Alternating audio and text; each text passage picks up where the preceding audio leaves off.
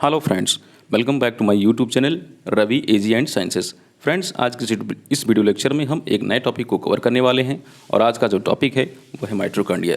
Friends, जैसा कि आप जानते हैं कि हमारी यूट्यूब चैनल पर अभी सेल सीरीज चल रही है। सेल सीरीज़ के अंतर्गत हमने कई सारे टॉपिक को कवर किया है। इससे पहले अभी हमने कल की वीडियो लेक्चर में क्लोरोप्लास्ट को कवर किया था। क्लोरोप्लास्ट के हमने कुछ बेसिक चीज़ों को जाना था। ठीक है, आज के इस वीडियो लेक्चर में हम माइटोकॉन्ड्रिया को कवर करने वाले हैं। माइटोकॉन्ड्रिया एक ऐसा ऑर्गेनाइड्स है, एक ऐसा कोशिकांग है जिसमें फिजियोलॉजी की एक इम्पॉर्टेंट वाइटल एक्टिविटीज़ जो है परफॉर्म होती है और उसे रेस्पिरेशन का नाम दिया गया है। रेस्पिरेशन के अंतर्गत इसमें क्रेब्स साइकिल और ईटीएस यानी इलेक्ट्रॉन ट्रांसपोर्ट सिस्टम, ये दो कह सकते हैं कि स्टेप इसमें कंप्लीट होते हैं। ठीक है, माइटोकॉन्ड्रिया को हम स्टार्ट करने से पहले कुछ बेसिक चीज़ें समझ लेते हैं। ठीक है, जैसे माइटोकॉन्ड्रिया जो है, जैसे मैंने बताया कि इसमें रेस्पिरेशन के दो इंपॉर्टेंट स्टेप कंप्लीट होते हैं, आपका क्रेब्स साइकिल और ईटीएस। क्रेब्स साइकिल और ईटीएस के माध्यम से हमको एनर्जी सोर्स प्राप्त होती है। इसलिए माइटोकॉन्ड्रिया को पावर हाउस ऑफ सेल कहते हैं। इसे कहते हैं कोशिका का ऊर्जा गृह। ठीक है, ये कोशिका का ऊर्जा घर कहलाता है, ऊर्जा गृह कहलाता है। ठीक है, और माइटोकॉन्ड्रिया जैसा कि जानते हैं, माइटोकॉन्ड्रिया जैसे हमने इससे पहले प्लास्टिड पढ़ा था, तो प्लास्टिड में कुछ ऑप्शन थे। ठीक है, कि प्लास्टिड जो है केवल प्लांट्स में पाया जाता है, एनिमल्स में नहीं होता है, तो इस टाइप से इसमें कोई ऑप्शनल नहीं है। ठीक है, कंपलसरी है, दोनों में पाया जाता है। ठीक है, ये यूनिवर्सली होता है। केवल एक्सेप्शन के तौर पर जो हमारे जो प्रोकैरियोटिक सेल्स होते हैं, जो प्राक केंद्र की कोशिकाएं होती हैं, प्रोकैरियोटिक सेल्स में नहीं पाया था। बाकी ये यूकैरियोटिक जितने भी ऑर्गेनिज्म होते हैं, जितने भी जीवधारी होते हैं, वो चाहे प्लांट हो चाहे एनिमल हो, सभी में ये यूनिवर्सली पाया जाता है, सभी में समान रूप से देखने को मिलता है। आइए वीडियो लेक्चर की शुरुआत करते हैं। तो जो माइटोकॉन्ड्रिया जो है, माइटोकॉन्ड्रिया टर्म माइटो और कॉन्ड्रियन दो टर्म से लिया गया है। माइटो मीन्स होता है थ्रेड यानी धागा। ठीक है, और कॉन्ड्रियंस का मतलब यानी ग्रेन्यूल। ठीक है, ये धागे नुमा और साथ साथ कणाकार होते हैं। ठीक है, तो नॉर्मली ये इनको जो देखा जाता है, जो माइटोकॉन्ड्रिया होते हैं, तो माइक्रोस्कोपिक जो व्यू लिया जाता है। ठीक है, जब इनको सूक्ष्मदर्शी से देखा जाता है तो ये धागे नुमा या कणाकार ग्रेनुलर दिखाई पड़ते हैं। ठीक है, इसलिए माइटोकॉन्ड्रिया की छोटे होते हैं, इनकी साइज़ काफ़ी छोटी होती है। तो माइटो मीन्स आपका थ्रेड एंड कॉन्ड्रियन मीन्स आपका ग्रेन्यूल। ठीक है, ये तो सूक्ष्म धागे के समान दिखाई पड़ते हैं। ठीक है, आइए इनकी हम खोज के बारे में जानते हैं। ठीक है, माइटोकॉन्ड्रिया की खोज तो तीन वैज्ञानिक हैं जिनका नाम इसमें विशेष रूप से आता है। उन तीन वैज्ञानिकों के नाम को विशेष रूप से आप याद रखिएगा। सबसे पहले 1880 में 1880 में वैज्ञानिक का नाम है कोलिकर। कोलिकर ने इंसेक्ट्स में यानी कीटों की जो स्ट्रेट मसल्स होती हैं, जो कीटों की रेखित पेशियाँ होती हैं, रेखित पेशियों में इसको सबसे पहले ऑब्जर्व किया था। कौन से वैज्ञानिक हैं? वैज्ञानिक कोलिकर 1880 में 1880 में। जस्ट इनके 10 ईयर आफ्टर यानी 1890 में 1890 में एक वैज्ञानिक है जिनका नाम है अल्टमान। अल्टमान ने इसको स्टडी किया। ठीक है, इसको मेंशन किया और इसका एक नाम भी दिया और वो नाम था बायोप्लास्ट। ठीक है, क्या टर्म दिया बायोप्लास्ट। ठीक है, इसको स्टडी किया। ठीक है, इसको मेंशन किया। ठीक है, इसके बारे में जानकारी प्राप्त की और इसे एक टर्म भी दिया, इसे बायोप्लास्ट कहा। जस्ट इसके 7 ईयर आफ्टर 7 साल बाद 1897 में 1897 में एक वैज्ञानिक थे जिनका नाम था सी वेंडा ने, जिसे बायोप्लास्ट अल्टमान ने कहा था, उसको एक नया टर्म दिया और वो नया टर्म था माइटोकॉन्ड्रिया। ठीक है, तो इन तीन वैज्ञानिकों के नाम आप विशेष रूप से याद रखिएगा। आइए नेक्स्ट टॉपिक की तरफ चलते हैं। अगला जो टॉपिक है वो है शेप एंड साइज़। तो शेप एंड साइज़ के अंतर्गत हम जानेंगे कि जो माइटोकॉन्ड्रिया है, माइटोकॉन्ड्रिया का शेप क्या होता है और इनकी साइज़ मीन्स आपका इनकी लेंथ और विड्थ क्या होती है। ठीक है, तो कोशिका द्रव्य में यानी जो हमारा जो साइटोप्लाज्म होता है, साइटोप्लाज्म में जैसे कि अभी जस्ट हम एकदम ऊपर बताए थे कि माइटो मीन्स होता है थ्रेड एंड कॉन्ड्रियन मीन्स आपका ग्रेन्यूल। यानी कहने का मतलब है धागे नुमा होते हैं यानी फिलामेंटस होते हैं या रॉड शेप्ड हो सकते हैं। कभी कभी अब अगर वो ग्रेनुलर हैं, ग्रेनुलर यानी कणाकार हैं, तो वो गोलाकार भी देखने को हो सकते हैं, तो उनको गोलाकार भी कर सकते हैं। ठीक है, तो नॉर्मली ये 3 शेप में होते हैं। ये रॉड शेप्ड होते हैं। ठीक है, छड़ के आकार के होते हैं। ठीक है, ये स्फेरिकल होते हैं, गोलाकार होते हैं, या फिर ये सूत्रीनुमा होते हैं यानी आपका फिलामेंटस होते हैं। ठीक है, रॉड शेप्ड, स्फेरिकल और फिलामेंटस, ये इनके 3 शेप होते हैं, तो नाम याद रखिएगा, रॉड शेप्ड, फिलामेंटस और स्फेरिकल। और भी कई शेप हो सकते हैं, नॉर्मली इन्हीं तीनों शेप में, इन्हीं तीनों आकृति में देखने को पाए जाते हैं। ठीक है, माइटोकॉन्ड्रिया को एक दूसरा नाम भी दिया जाता है, इसे कॉन्ड्रियोसोम भी कहते हैं। माइटोकॉन्ड्रिया को क्या कहते हैं? इसे कहते हैं कॉन्ड्रियोसोम। ये जो माइटोकॉन्ड्रिया होता है, माइटोकॉन्ड्रिया हमने बताया था कि जो प्रोकैरियोटिक सेल्स होती हैं, जो प्राक केंद्र की कोशिकाएं होती हैं, प्राक केंद्र की कोशिकाओं को छोड़कर माइटोकॉन्ड्रिया सभी प्रकार के पौधों और जंतुओं की कोशिकाओं में पाए जाते हैं। तो इसमें दिया गया है कि जो बैक्टीरिया हैं और जो ब्लू ग्रीन एल्गी हैं यानी नीले हरे शैवाल हैं, इनकी कोशिकाओं में नहीं पाए जाते हैं। बाकी सभी प्रकार के जंतुओं और सभी प्रकार के पौधों की कोशिकाओं में इनको देखने को मिलते हैं। ठीक है, ये जो प्लास्टिड होते हैं, यानी इससे पहले हमने जो पढ़ा था प्लास्टिड से जस्ट छोटे होते हैं। ठीक है, उसे साइज में जो है छोटे देखने को मिलते हैं, यानी कि जो लेंथ और विड्थ होती है प्लास्टिड से कम होती है। ठीक है, तो इनकी लेंथ की बात करें, जो एवरेज इनकी लेंथ होती है वो 3 to 5 मिलीमाइक्रॉन होती है। औसत इनकी लंबाई 3 से 5 मिलीमाइक्रॉन होती है। और इनके हम डायमीटर की बात करें तो डायमीटर जो होता है इनका 0.5 से लेकर 1 मिलीमाइक्रॉन होता है। ठीक है, तो इनकी लेंथ 3 to 5 मिलीमाइक्रॉन और इनकी विड्थ की बात करें तो 0.5 से लेकर 1 मिलीमाइक्रॉन इनका जो है विड्थ होता है। औसत लंबाई 3 से 5 और औसत जो इनका व्यास होता है डायमीटर होता है 0.5 से लेकर 1 मिलीमाइक्रॉन। ठीक है, जो सूत्री माइट्रोकांडिया होते हैं, जो फिलामेंटस माइट्रोकांडिया हैं, इनकी लंबाई 40 मिलीमाइक्रॉन तक देखी गई है। ठीक है, तो ये थी इनकी शेप और साइज़ के बारे में। शेप रॉड शेप, स्फेरिकल और फिलामेंटस, और माइट्रोकांडिया को कॉन्ड्रोसोम के नाम से भी जाना जाता है।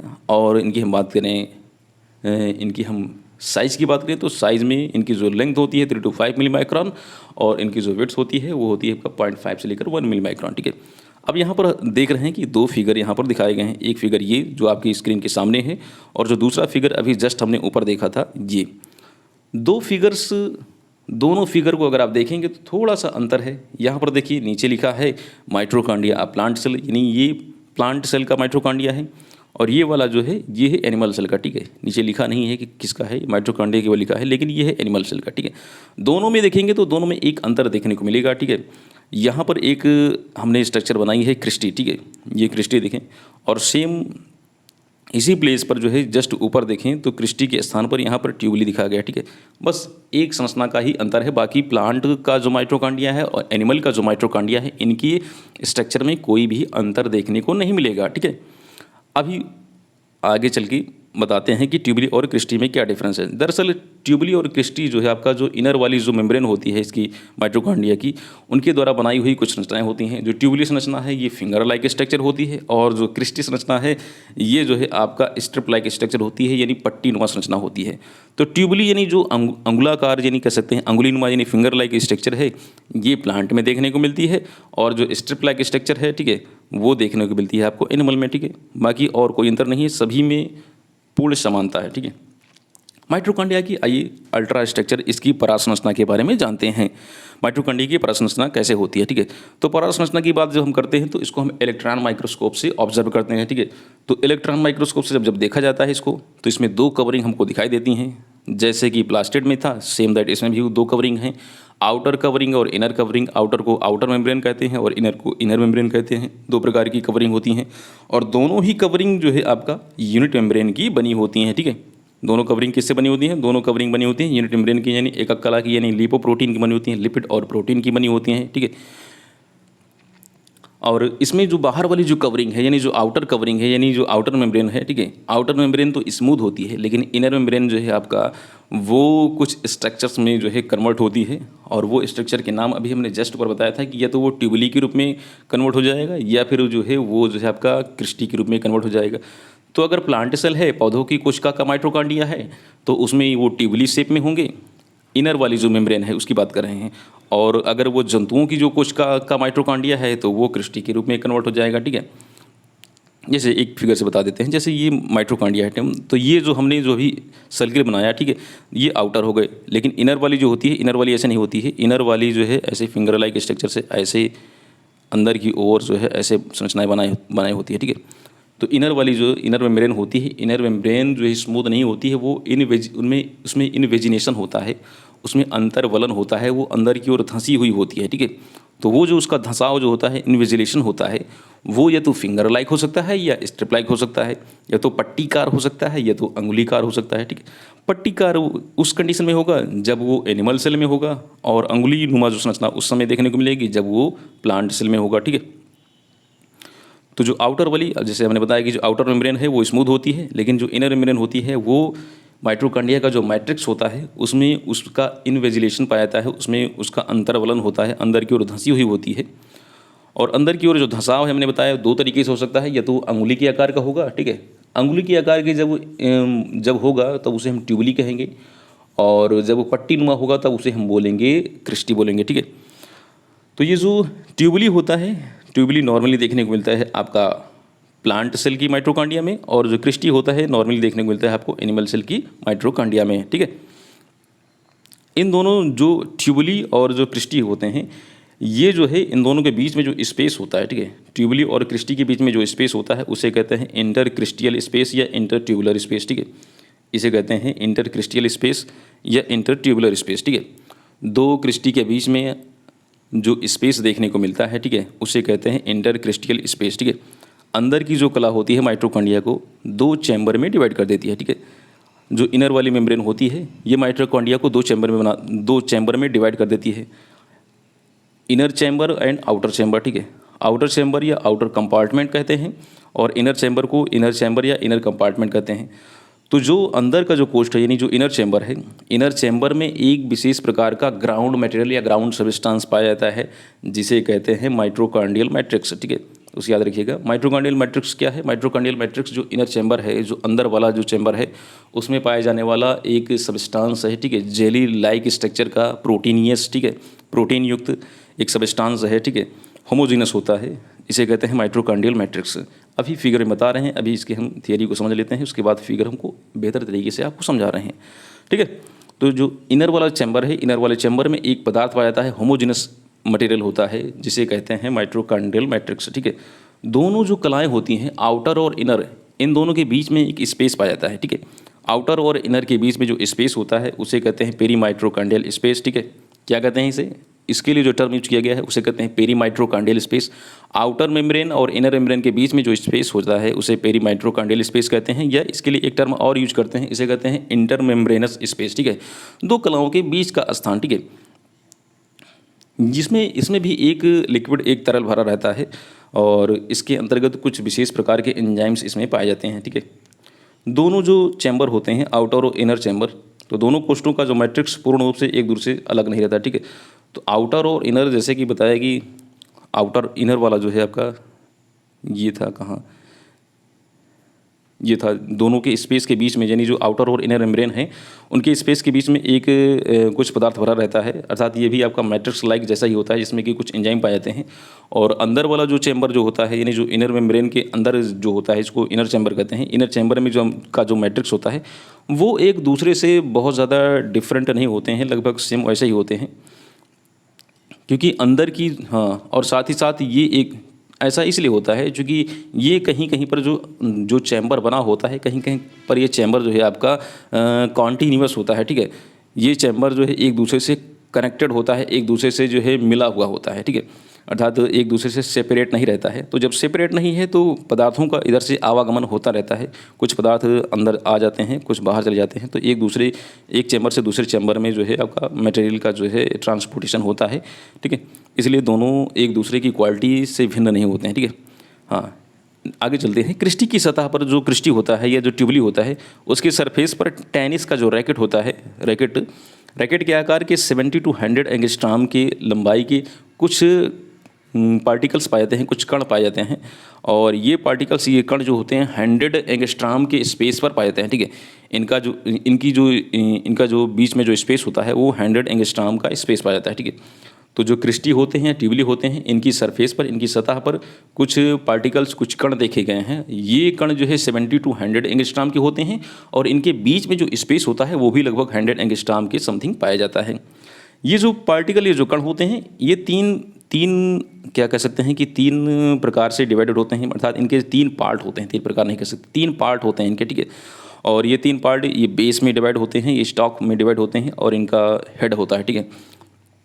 अभी फिगर से बेहतर तरीके से समझा रहे हैं, ऐसे हमको लगता है बेहतर तरीके से आपको समझ नहीं आ रहा है। ये जो पार्टिकल है, इन पार्टिकल्स के कुछ नाम हैं, ठीक है। इसे F1 पार्टिकल कहते हैं, इसे ऑक्सीसोम कहते हैं, या इसे एलिमेंट्री पार्टिकल कहते हैं। तो इनके तीन नाम हैं। जो क्रिस्टी होता है, जो ट्यूबुली होता है, क्रिस्टी या ट्यूबुली के सरफेस पर जो पार्टिकल पाए जाते हैं उसे ऑक्सीसोम कहते हैं, उसे F1 पार्टिकल कहते हैं और उसे एलिमेंट्री पार्टिकल कहते हैं। इनके तीन नाम हैं, तीनों नामों को याद रखिएगा, ठीक है। ये जो फिगर बनाया गया है ये आपका वही है, ऑक्सीसोम ही, ठीक है। ये ऑक्सीसोम है, ये हेड हो गया इसका, ये स्टॉक हो गया, ये बेस हो गया, ठीक है। ये कहाँ पर पाए जाते हैं? ये होते हैं क्रिस्टी, ये जो क्रिस्टी है, ठीक है, क्रिस्टी के अंदर ही पाए जाते हैं, ठीक है। ये क्रिस्टी के अंदर इस तरीके से रैकेट लाइक स्ट्रक्चर, जैसे रैकेट नहीं होता उसी टाइप होते हैं, जैसे शटल कॉक होता है उसी टाइप से देखने को मिलता है। ठीक है, प्रत्येक जो ये F1 पार्टिकल्स है, ठीक है, F1 पार्टिकल्स जो है प्रोटीन, कार्टेक्स और फास्फोलिपिड कोर का बना होता है। इसका जो है ये जो आपका प्रत्येक जो F1 पार्टिकल्स या ऑक्सीसोम या एलिमेंट्री पार्टिकल होता है, ये किससे मिलकर बना होता है? ये मिलकर बना होता है प्रोटीन, कॉर्टेक्स या फास्फोलिपिड कोर का बना होता है। इस F1 कण की जो लंबाई जो होती है, इसकी जो मोटाई होती है, इसकी जो वेट्स होती है, ये क्रिस्टी के बराबर ही होती है। लेकिन जब इसकी माउंटिंग की जाती है, अर्थात जिसको ऑब्जर्व किया जाता है माइक्रोस्कोप में, तो हमें ये जो है थोड़ा सा उभरा हुआ दिखाई देता है, अर्थात उस मेम्ब्रेन से बाहर निकला हुआ दिखाई देता है। लेकिन माउंटिंग के पश्चात ये जो है उस कला से बाहर निकले हुए दिखाई देते हैं। पैकर एक वैज्ञानिक थे। पैकर ने 1967 में बताया था कि ये जो आपका जो F1 पार्टिकल्स है, या फिर कह सकते हैं एलिमेंट्री पार्टिकल है या ऑक्सीसोम है, इसमें एटीपी सिंथेटेज नामक एक एंजाइम होता है। एटीपी सिंथेटेज नामक एंजाइम होता है जो कि एटीपी का सिंथेसिस करता है, एटीपी का संश्लेषण करता है। तो पैकर ने 1967 में बताया कि जो F1 पार्टिकल्स होते हैं या एलिमेंट्री पार्टिकल्स होते हैं या ऑक्सीसोम होते हैं, इसमें एक प्रकार का एंजाइम पाया जाता है और इस एंजाइम को कहते हैं एटीपी सिंथेटेज एंजाइम। ठीक है, ये एटीपी सिंथेटेज एंजाइम एटीपी का संश्लेषण करता है और ये जो साथ ही साथ ये ऑक्सीडेशन और फास्फोरिलेशन की क्रियाओं में भाग लेते हैं। ठीक है, ये जो एटीपी बनता है, इस एटीपी का जो उपयोग किया जाता है, इसका जो यूज किया जाता है, वो ऑक्सीडेशन और फास्फोरिलेशन की प्रक्रियाओं में किया जाता है। तो ये थी इसकी अल्ट्रा स्ट्रक्चर। अब फिगर के माध्यम से इसको बेहतर तरीके से समझते हैं।